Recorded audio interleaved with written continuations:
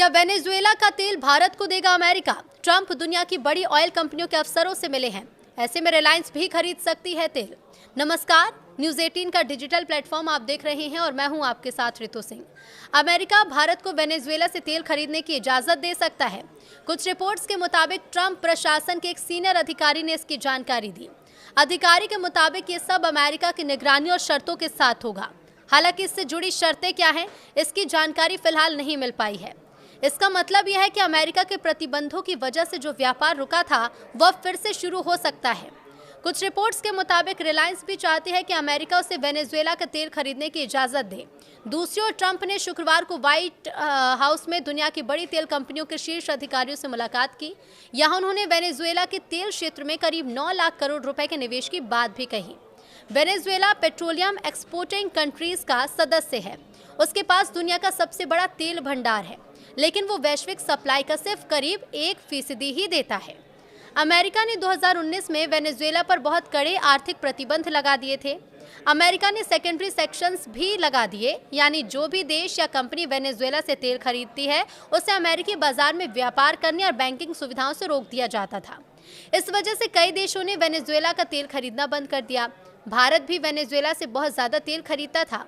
कई रिपोर्ट्स में दावा किया गया है कि तब भारत अपने कुल तेल आयात का लगभग 6% वेनेजुएला से ही लेता था। अगर भारत को फिर से वेनेजुएला के तेल खरीदने की अनुमति मिल जाती है तो उससे अलग अलग देशों से तेल मंगाने का एक और विकल्प मिलेगा। इससे भारत की बढ़ती ऊर्जा जरूरतों को पूरा करने में मदद मिलेगी। अमेरिका ने कुछ समय के लिए वेनेजुएला पर आंशिक रूप से सैंक्शंस ढीले किए, जिससे भारत ने फिर से वेनेजुएला से तेल खरीदा। 2024 में भारत का आयात औसतन 63,000 से 1 लाख बैरल प्रतिदिन तक पहुंचा। इसके बाद 2025 में वेनेजुएला से भारत का तेल आयात बढ़कर करीब 1.41 अरब डॉलर तक पहुंच गया।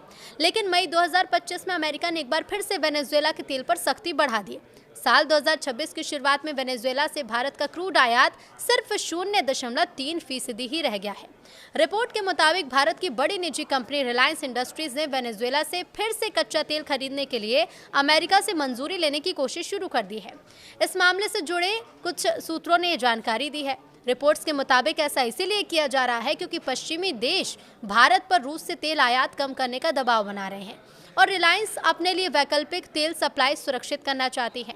अब सूत्रों के मुताबिक रिलायंस के प्रतिनिधि इस मंजूरी के लिए अमेरिका के यूएस और स्टेट डिपार्टमेंट और यूएस ट्रेजरी डिपार्टमेंट से बातचीत कर रहे हैं।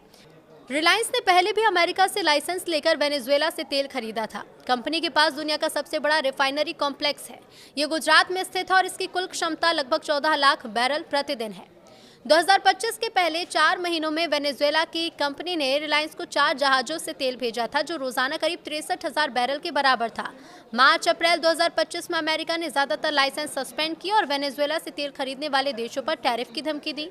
मई 2025 में रिलायंस का आखिरी वेनेजुएला तेल का जहाज भारत पहुंचा था।